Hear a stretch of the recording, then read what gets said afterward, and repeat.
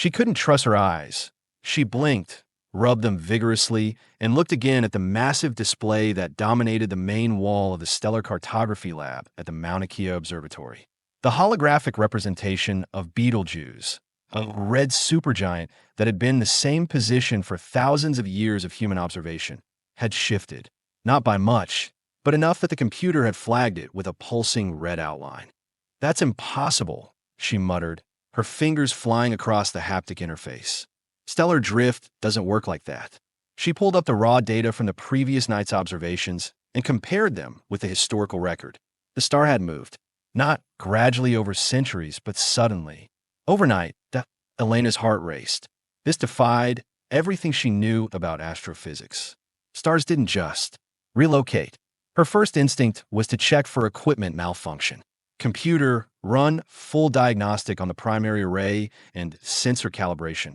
"Diagnostic initiated," replied the smooth, synthesized voice. "Estimated completion, 6 minutes." Elena paced the dimly lit room, the blue glow of the stellar map casting strange shadows as she moved. At 36, she was the youngest director of stellar cartography in the observatory's history, with a reputation for being methodical to the point of obsession. She'd spent 15 years mapping star movements, and never, not once, had she observed anything like this. The door to the lab slid open with a hydraulic hiss, and Dr. Kunal Sharma entered, balancing 2 cups of steaming coffee. "You look like you have seen a ghost," he said, handing her one of the cups. As her deputy director and longtime friend, he could read her moods with unsettling accuracy. "Something weirder than a ghost," she replied, accepting the coffee gratefully. "Look at this." She gestured to the display, where Betelgeuse pulsed its impossible new position. Kunal squinted. "That can't be right." "Diagnostic complete," announced the computer. "All systems functioning within optimal parameters." Elena and Kunal exchanged glances. "Run it again," he suggested. "Already on it." Elena was 3 steps ahead, pulling up data from observatories in Chile, South Africa, and the orbital array. "If this is real, someone else will have noticed." The confirmation came minutes later, simultaneously from 3 different sources. Betelgeuse had moved, and not just Betelgeuse. "Rigel too," Kunal whispered, staring at the incoming data. "And Bellatrix. 6 stars in Orion's constellation have shifted position." Elena felt a strange mix of dread and exhilaration. This was either the discovery of a lifetime or the prelude to something terrifying. "We need to alert the IAU immediately," she said, referring to the International Astronomical Union, and NASA, and probably every major observatory on the planet. Kunal nodded, already typing furiously. "This is going to cause a panic when it goes public." Elena contemplated the display again, her scientific mind racing through possibilities. Whatever's happening, it's not random. These stars are moving in specific directions as if what? She hesitated, knowing how it would sound. As if something is deliberately rearranging them. The news broke 48 hours later, after hurried verification by every major astronomical institution on Earth. The headlines range from scientific caution, unprecedented stellar phenomenon observed, to tabloid hysteria, alien star gods rewriting the heavens. Elena had barely slept, fielding calls from colleagues, government officials, and reporters.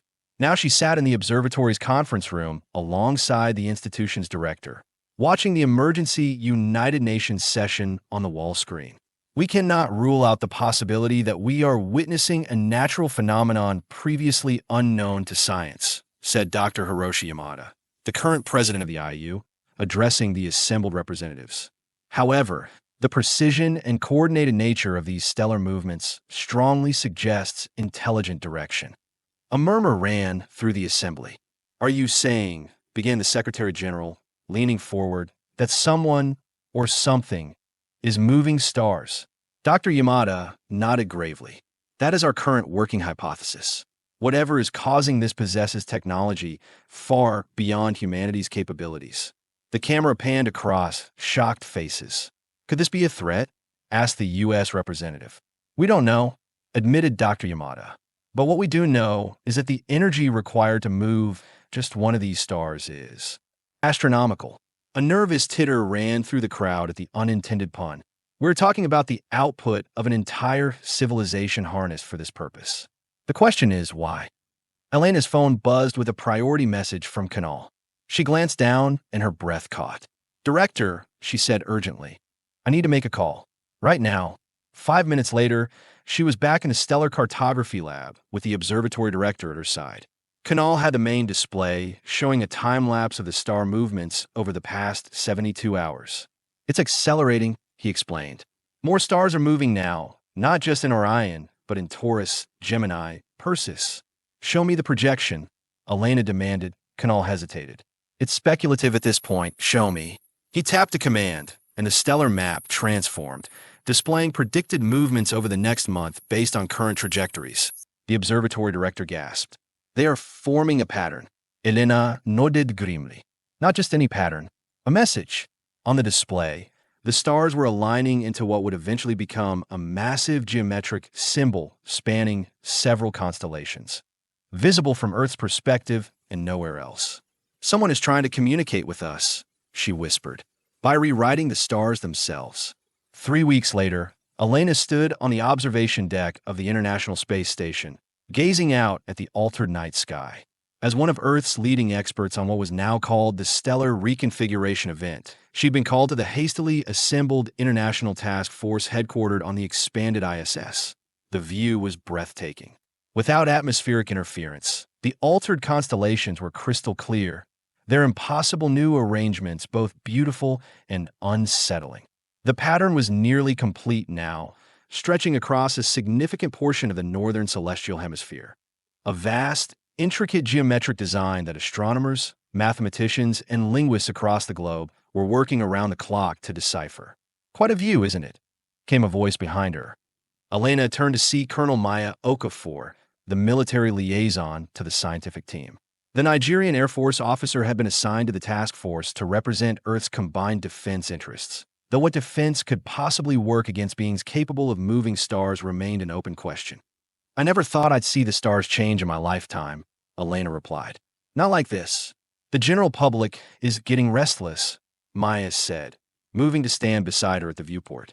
"Half of them think it's the end of the world. The other half are treating it like some cosmic rock concert." Elena had seen the footage from Earth.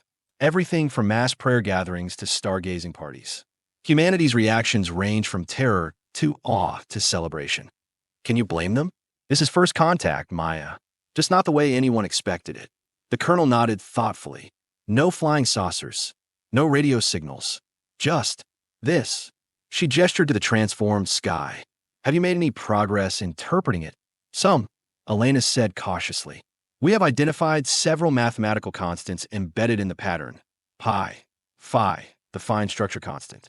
Universal concepts that any advanced civilization would recognize. That confirms it's meant as communication, then." "Yes, but it's more than that." Elena pulled up a holographic display from her wrist device. "Look at this section here.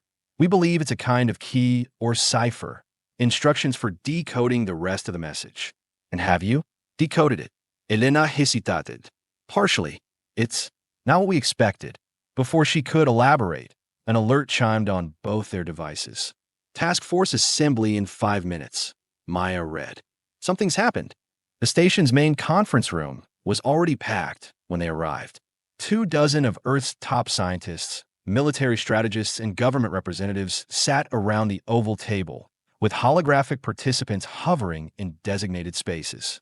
At the head of the table, Dr. Yamada stood beside a stern-looking woman Elena recognized as UN Security Director Chen. "Thank you all for coming quickly," Director Chen began without preamble. "We have received concerning news from the Lunar Observatory." The center of the table illuminated with a holographic projection showing a section of space near Jupiter.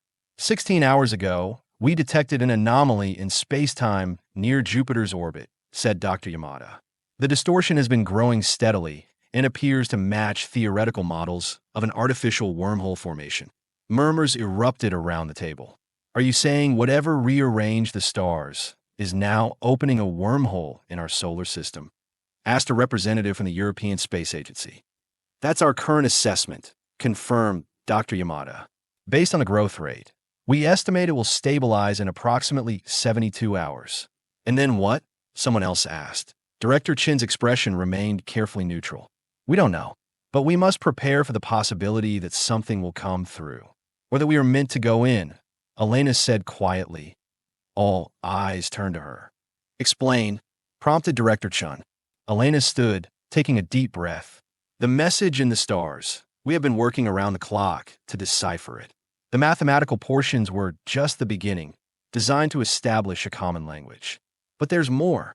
She tapped her device, and the holographic display changed to show their translation work. The full message appears to be an invitation, or perhaps a challenge. It describes the wormhole and provides coordinates that match exactly where the anomaly has appeared. And it includes what we believe are instructions. Instructions for what? Maya asked. For traversing the wormhole safely, Elena replied. Specific shield harmonics, engine configurations, navigation parameters. Everything a spacecraft would need to survive the journey. Heavy silence fell over the room. You realize what you were suggesting, said Director Chen finally. That we should send a ship with people through an alien-created wormhole to who knows where. That appears to be what they want, Elena confirmed. The question is, do we accept the invitation? It could be a trap, pointed out one of the military advisors. A way to capture human specimens, or worse. Or it could be the greatest opportunity in human history, countered Elena. A chance to meet whoever has this level of technology, beings who can move stars and create wormholes. The debate raged for hours. Some argued for caution, sending probes first, or waiting to see if anything emerged from the wormhole. Others insisted that such an unprecedented invitation required an immediate human response. Still others suggested preparing military options. However futile they might be against such advanced technology. In the end, Director Chun called for a vote among the Earth's representatives. The decision is made, she announced after the tallies were counted. We will send a mission through the wormhole. A single ship with a volunteer crew of scientists and specialists. If this is indeed first contact, humanity will meet it face to face. She turned to Elena. Dr. Reyes, as the leading expert on the stellar message, you will be offered the first spot on this mission. You have 24 hours to decide if you will accept. Elena didn't need 24 seconds. I accept. The next 48 hours passed in a blur of preparation. The Prometheus, an advanced research vessel that had been orbiting Saturn, was redirected to Earth orbit and hastily retrofitted according to the specifications gleaned from the stellar message. A crew of 12 was assembled, scientists from various disciplines, along with pilots and engineers capable of handling the experimental craft. To Elena's surprise, Colonel Maya Okafor had volunteered to serve as security chief for the mission. I thought the military would want to stay as far from this as possible, Elena remarked as they underwent pre-flight medical checks side by side. Maya smiled grimly. Official policy is still undecided. Unofficially, they want eyes and ears on the other side of that wormhole. I volunteered because I'd rather humanity's first impression not be someone trigger-happy. The Prometheus was ready with barely 6 hours to spare before the wormhole was predicted to stabilize. The crew boarded with solemn determination, each aware they might never return. Global viewership of the launch reached unprecedented numbers. Nearly every human with access to a screen watched as humanity prepared to step into the unknown. From the science station on the bridge, Elena monitored the wormhole's final formation. The swirling distortion had grown into a perfect circle of shimmering energy, like a mirror made of liquid starlight. Final checks complete, announced Captain Wei, a veteran Chinese astronaut who had been selected to command the mission. Dr. Reyes, are the shield harmonics configured according to the specifications? Yes, Captain. Shield harmonics set precisely to the parameters from the stellar message. Navigation has plotted the recommended approach vector, added Lieutenant Rodriguez from the helm. Captain Wei took a deep breath. All stations report ready. Initiating approach. The Prometheus glided forward, its engines a quiet hum beneath their feet. As they drew closer to the wormhole, Elena felt a growing sense of anticipation mingled with dread. What waited on the other side? Who had gone to such extraordinary lengths to get humanity's attention? Distance to event horizon, 1,000 kilometers, reported Rodriguez. All readings nominal, Elena said, checking her instruments. The wormhole is stable and matches the characteristics described in the message. 500 kilometers. Maya moved to stand beside Elena's station. Ready for this? She asked quietly. Elena managed a nervous smile. Not remotely. But when has humanity ever been ready for the really important moments? 100 kilometers. Event horizon in 30 seconds. All hands, secure for transit, ordered Captain Wei. Communications, send final status report to Earth Control. Message sent, Captain. The shimmering surface of the wormhole filled their view screen now, a vast doorway of light and energy. Event horizon in 5, 4, 3, 2, 1. The Prometheus crossed the threshold. Elena felt a momentary sensation of stretching, as if her consciousness was being pulled in 1,000 directions at once. The ship's lights flickered, and for one heart-stopping moment, all systems went dark. Then, with a suddenness that left them gasping, they were through. The view screen showed not stars, but a vast enclosed space. A colossal artificial structure stretching beyond what their sensors could measure. And directly ahead, suspended in the center of this impossible space, was an object that defied description. A crystalline construct of impossible geometry that seemed to shift and change even as they watched. "My God," whispered Captain Wei. "Where are we?" Before anyone could respond, a voice spoke. Not over the communication system, but somehow directly in their minds, clear and resonant. "Humanity, you have answered our call. Welcome to the Nexus. We are the custodians," the voice continued, resonating in their minds with a quality that was neither male nor female, neither singular nor plural. "We have watched your species for many revolutions of your star." Elena gripped the edge of her console, trying to process what was happening. The crystalline structure before them pulsed with inner light that synchronized perfectly with the voice's cadence. "Captain," she whispered, "I believe that's the source of the telepathic communication." Captain Wei nodded, then squared his shoulders. "I am Captain Lin Wei of the Earth vessel Prometheus. We come in peace, seeking understanding of your message and your purpose." "We know why you have come, Lin Wei of Earth," replied the voice. "You seek knowledge of those who rearranged your stars. You seek to understand our purpose." "Yes," said the captain simply. "Then understand this. The rearrangement of stellar bodies and the creation of the passage were merely means to an end, a test to determine if your species was ready." "Ready for what?" asked Elena, unable to contain herself. The crystalline structure shifted, forming into a shape reminiscent of a many-faceted eye that seemed to focus directly on her. "Ready to join the Conclave of Sentients, Elena Reyes of Earth. Ready to take your place among the cosmic community of minds." Murmurs spread across the bridge at this revelation. "There are others out there?" Maya asked. "Other intelligent species?" "Thousands," confirmed the custodian voice, "each having passed the trials that determine readiness for communion with the greater whole. Humanity stands now at the threshold of your trial." Captain Wei's expression remained carefully neutral. "What does this trial entail?" The crystalline structure pulsed. 3 tasks, 3 challenges to demonstrate the qualities required for advancement. Intelligence you have already shown by deciphering our message and successfully traversing the passage. But intelligence alone is insufficient. What are the other qualities you seek? Elena asked. That is for you to discover through the trials themselves. The first begins now. Before anyone could respond, the vast chamber around them transformed. The Prometheus was suddenly surrounded by what appeared to be a 3-dimensional model of a solar system, but not their own.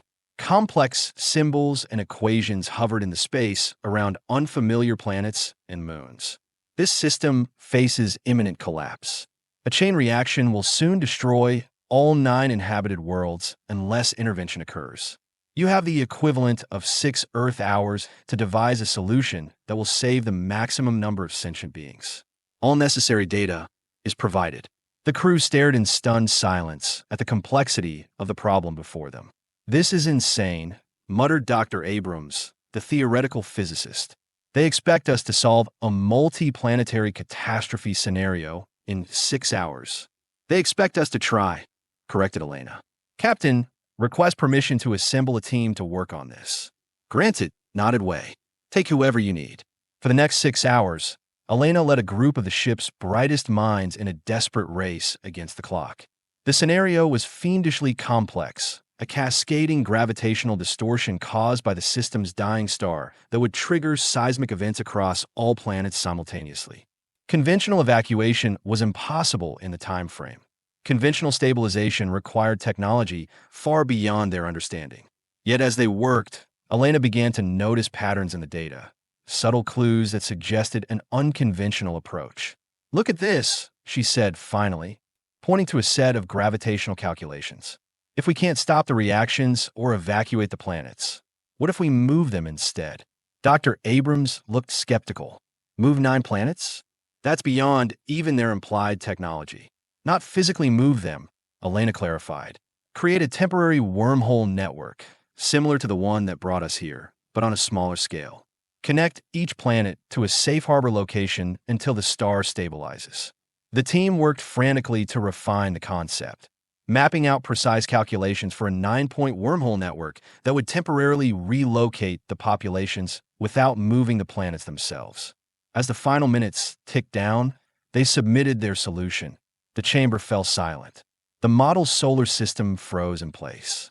"Interesting," said the custodian voice after a long pause. "You chose to save the beings rather than their worlds. A choice that values life over territory, consciousness over material possession. Was that correct?" asked Captain Wei.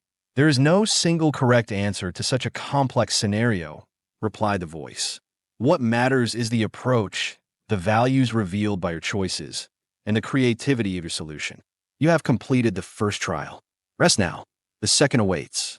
The crew was allowed 12 hours to recover before the next trial began. Elena spent most of that time reviewing the stellar message with new eyes, looking for clues about what might come next. The custodian's technology was so far beyond human capability that it bordered on the mystical. Yet they were testing humanity, which suggested they saw potential in Earth's inhabitants. When the second trial commenced, the chamber transformed once again. This time, they found themselves presented with what appeared to be biological data: DNA sequences, protein structures, and cellular diagrams of dozens of alien species. "Before you is information on a pathogen affecting multiple sentient species across 17 star systems," explained the custodian voice. "It adapts rapidly to counter medical interventions and has caused significant suffering. Your task is to develop an approach to combat this threat." "Dr. Keller, their xenobiologist, blanched. They want us to cure an alien pandemic? We barely understand these physiologies."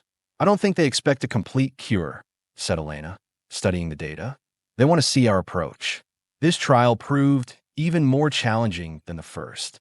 The pathogen was incredibly sophisticated, almost seeming to anticipate countermeasures before they were implemented. Conventional treatments failed in the simulations they ran. Hours passed with minimal progress. It was Maya who eventually noted a pattern. "Look at the transmission vectors," she said, pointing to a dataset. "This isn't spreading naturally. The infection patterns suggest deliberate dispersion." Elena's eyes widened. "You think it's artificial? Engineered? I think it's a weapon," Maya said grimly. "And you don't beat a weapon with medicine alone." This revelation shifted their approach entirely. Instead of focusing solely on a cure, they developed a multi-pronged strategy: treatment protocols to alleviate symptoms, quarantine procedures to limit spread, and, most importantly, a forensic analysis methodology to trace the pathogen back to its source. "We can't just treat the symptom," Elena explained as they finalized their proposal. "We need to address the cause, whoever is creating and spreading this." When they submitted their solution, the custodian voice seemed to carry a note of approval. "You recognized the true nature of the problem. A pathogen created with purpose requires purpose to counter it. You sought not only to heal, but to understand, and to prevent future harm through accountability." The second trial is complete. The final trial was announced without preamble.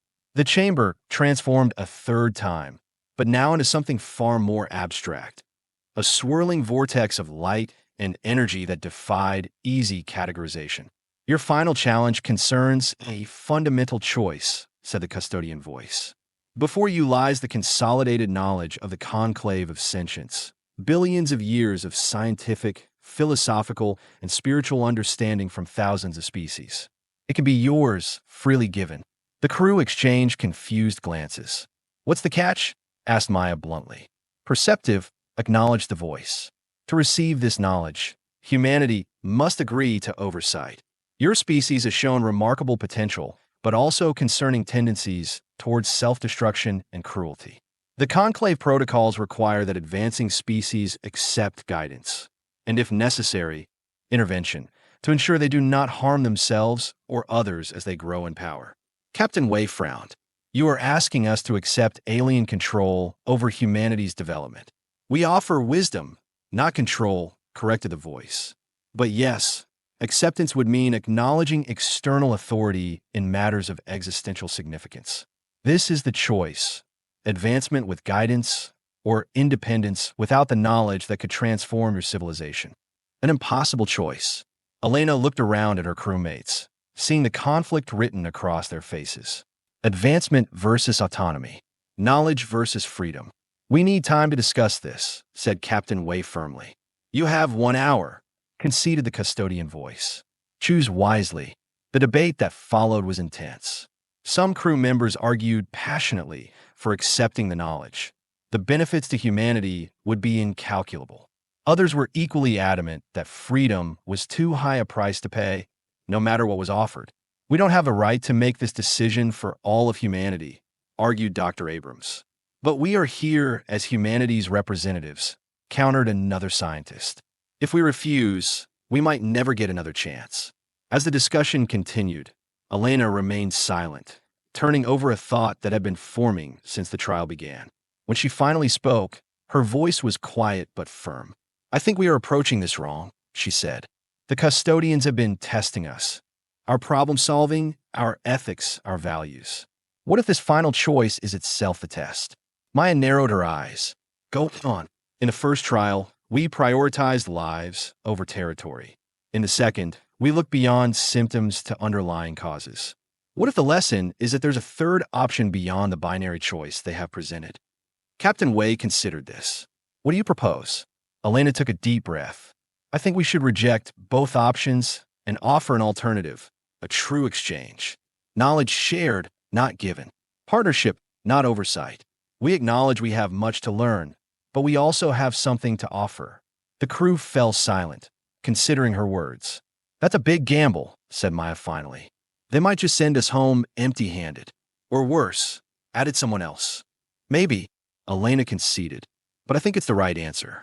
The true test might be whether we have the courage to assert our value while acknowledging our limitations. When the hour was up, Captain Wei stepped forward as their spokesperson. The crystalline entity awaited their decision, pulsing with expectant energy. We have reached our decision, said Wei formally.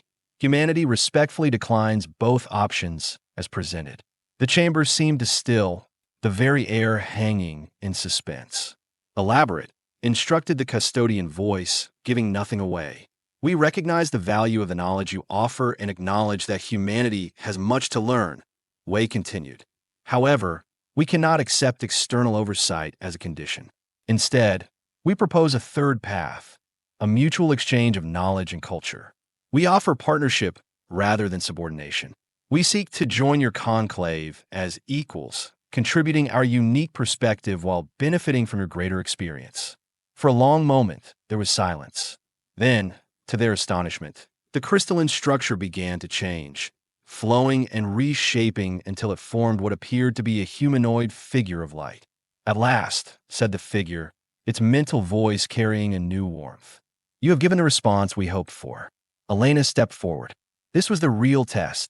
Yes, Elena Reyes. The final trial was never about choosing between knowledge and freedom, but about recognizing that true advancement comes through balanced exchange. No species can truly evolve while accepting subordination. No species can truly thrive in isolation. The wisest path is always partnership, acknowledging both your limitations and your worth. The figure gestured, and the chamber expanded around them, revealing a breathtaking vista of stars and structures that stretched beyond comprehension, a vast cosmic community that had been hidden from view. This is the true Conclave of Sentients. not a hierarchy of control, but a cooperative of diverse minds. Humanity has earned its place among us not through power or submission, but through understanding this fundamental truth. Captain Wei stood straighter. Then our mission is successful. Humanity is accepted. The process has only begun. Caution the figure. You are the first contact, the Pathfinders. You will return to Earth with proof of our existence, and the beginning of a greater dialogue. In time, if your leaders show the same wisdom you have demonstrated, full communion will follow. And the stars? Asked Elena. Why move them to send your message? The figure's light pulsed in what might have been amusement. A simple demonstration of capability and persistence. Your species has reached a critical juncture in its development. You have the technology to destroy yourselves or to reach beyond your world in meaningful ways. We needed to be certain you would notice our invitation amidst your internal struggles. And it added the mental voice softening. The pattern created serves another purpose. It will remain as a navigation beacon, guiding future journeys between Earth and the Conclave.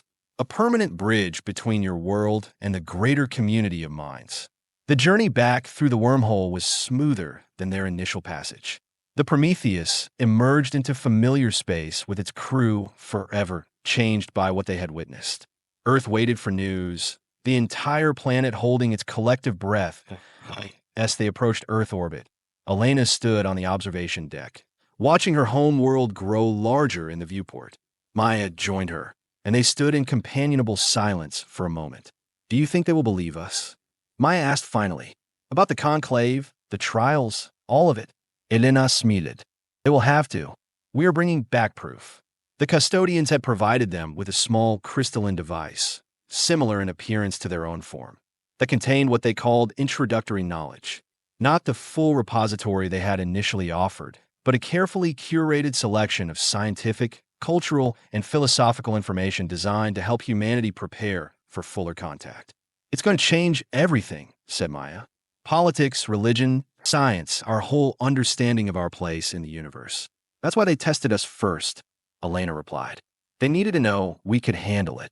The Prometheus docked with the International Space Station amidst global celebration.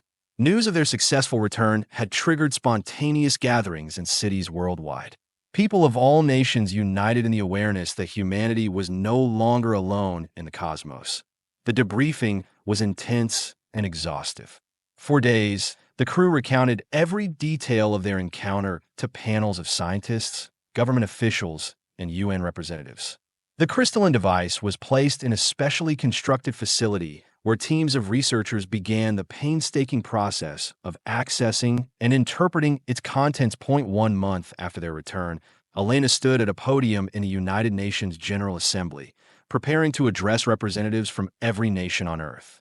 As the lead scientist of the mission, she had been chosen to deliver this historic summary of their findings and the implications for humanity's future. She looked out at the assembled delegates, feeling the weight of the moment. Billions were watching via global broadcast, united in a way they had never been before. Distinguished representatives, she began, her voice steady despite her racing heart. 127 days ago, we witnessed the impossible, stars moving against the laws of physics as we understood them.